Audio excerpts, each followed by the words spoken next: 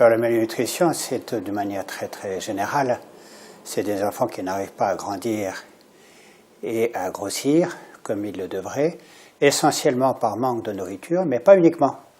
Ça peut être aussi à cause de maladies.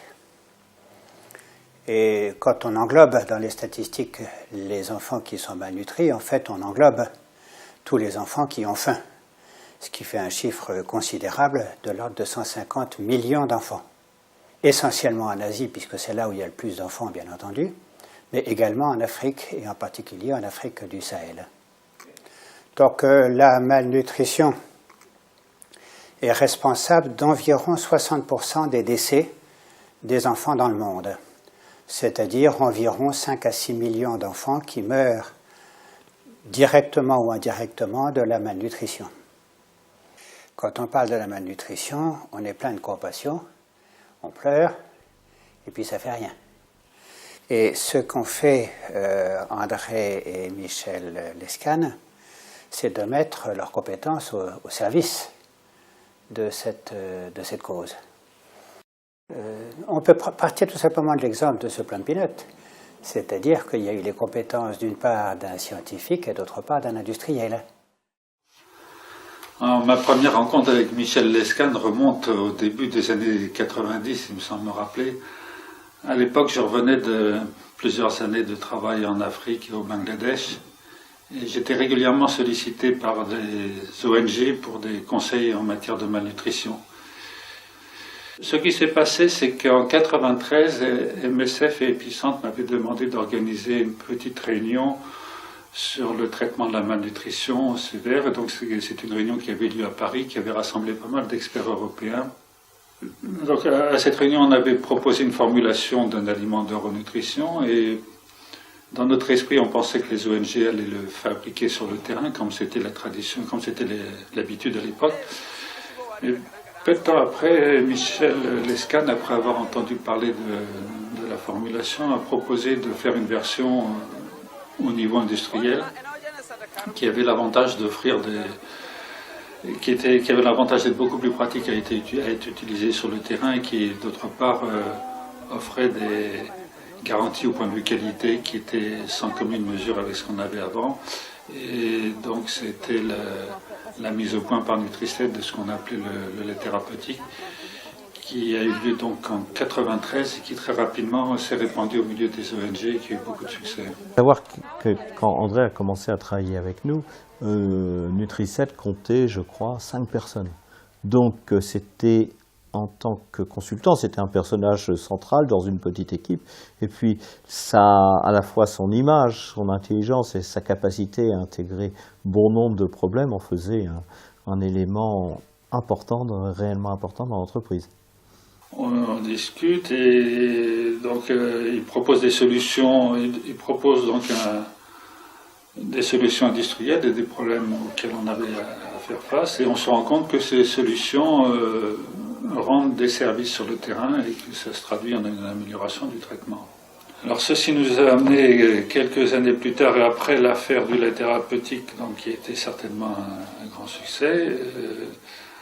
Après cette affaire-là, on a cherché à trouver comment améliorer le traitement, et une des grosses limitations du traitement qui était utilisé jusque-là, c'était de reposer sur des aliments liquides à base de lait qui sont difficiles à manier parce qu'ils nécessitent une préparation, une conservation extrêmement soigneuse, et en pratique, ces aliments ne pouvaient être préparés que dans ce qu'on appelait les centres de renutrition thérapeutique, qui sont en fait des espèces de petits hôpitaux de campagne. Et le gros inconvénient de cette approche, c'est que seul un petit nombre d'enfants pouvaient être traités.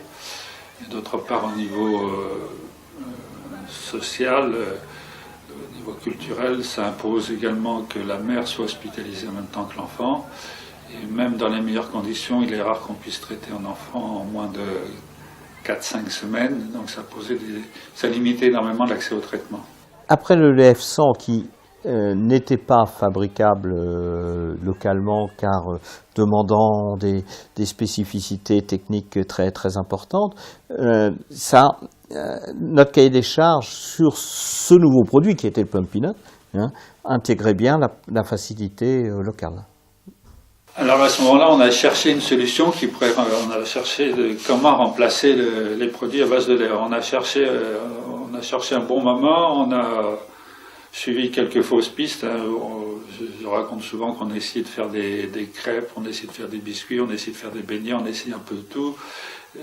Ce qu'on cherchait, c'était une recette qui soit assez grasse, parce que les aliments lactés qu'on utilisait étaient très riches en graisse, donc on voulait quelque chose d'un peu similaire, très riche en graisse. Est-ce qu'une pâte de ce genre est quelque chose qui est facile à faire? Est-ce que c'est concevable? À ce moment-là, sa réponse était de me dire, mais comment une pâte de ce genre te conviendrait? Mais il aurait fallu me le dire plus tôt. Ça, c'est quelque chose que je peux faire très facilement. Une semaine après, le produit était prêt. Ça a été très rapide. Écoutez, je crois que nous avons testé le premier sachet de Plum Peanut en 97 au Kenya avec André. Et le produit est devenu réellement connu en 2005. Donc pour que cela marche, il a fallu bon nombre de tests, bon nombre d'expérimentations, bon nombre de communications, mais aussi de la part d'André comme de la part de Nutri-7, une forte ténacité pour emmener le produit au bout. Quelqu'un qui démarre au quart de tour. Alors, par contre, ce qui a pris beaucoup plus de temps, c'était la mise au point de la production industrielle des Plum Peanut. Cela a pris, pour démarrer, cela a pris au moins une bonne année. Nous travaillions beaucoup par téléphone. Moi, à l'époque, j'étais basé à Paris et Nutri-7 est toujours basé dans la région de Rouen, donc j'y allais assez rarement. On se contactait par téléphone et rien qu'au téléphone, j'entendais la cadence de la machine et je me rendais compte. Il y avait des jours où ça marchait bien, des jours où ça ne marchait pas. J'entendais le nombre de coups minutes et qui avaient du mal à obtenir une bonne cadence au début. Et puis les premières visites que j'ai faites sur le terrain montraient que les sachets n'étaient pas au point. Très souvent, ils fuyaient, les gens se plaignaient, etc. Et donc ça a mis un bon moment, plusieurs années avant que le produit soit mis au point. Mais ce qu'il y a de sûr, c'est que pour que l'affaire démarre, il fallait que quelqu'un morde à l'hameçon, soit prêt à relever le pari sur le plan de la production. Et puis il était important aussi que d'autres relèvent le défi et qu'ils soient prêts à le tester sur le terrain. Et c'est là où sont intervenus d'autres acteurs importants, notamment un pédiatre américain qui s'appelle Mark Mallory. Il y a également un médecin anglais qui s'appelle Steve Collins, qui eux aussi, au milieu d'une hostilité certaine, de nombreux experts ont voulu tester le produit et se sont rendus compte que cela donnait des bons résultats. Sans eux, ça n'aurait jamais décollé. Il est clair que cela a accéléré énormément le développement du produit, que Nutri-7 et Michel Lescan se soient y cru, se soient lancés là-dedans et se soient obstinés, parce que ça n'a pas marché du jour au lendemain. Aujourd'hui, après 25 ans d'existence de Nutri-7, son ambition, c'est de permettre aux pays en développement d'avoir la plus forte maîtrise possible de leur réponse aux problèmes nutritionnels de leurs groupes vulnérables. L'idée de la production locale est une idée totalement logique, puisqu'elle va bien dans le sens de la prévention, dans le sens de remonter aux sources du mal, aux sources de la malnutrition, et il faut un moment un produit de proximité. Le réseau Plum Pea Field date de 2004. Le premier était le Niger, et en 2006, je crois, l'Éthiopie est arrivée dans le réseau. Et auparavant, il y avait le Malawi. Ce sont les trois premiers pays à avoir intégré le réseau.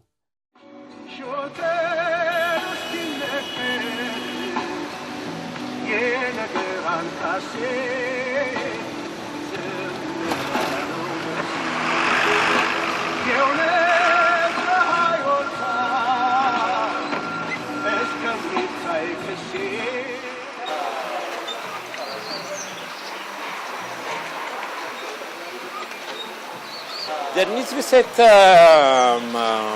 Helena cooperation could be cited as an example to many because it is a partnership of really of a common goal. Both are really heading for something which is very center of the issue is reducing malnutrition in Africa, where a high degree of malnourished children exist and prevail. Using local raw materials, having a local industry will mean a stimulus into the other industrial sectors of the economy. So it is well appreciated by the government as well as by the university as well. So by producing locally, a lot of people benefit. The people will benefit, the farmers will benefit, and the buyers can easily get their product what they need locally instead of bringing it from distant places. And the minister has said, I'm quoting him, this is our gun to fight malnutrition.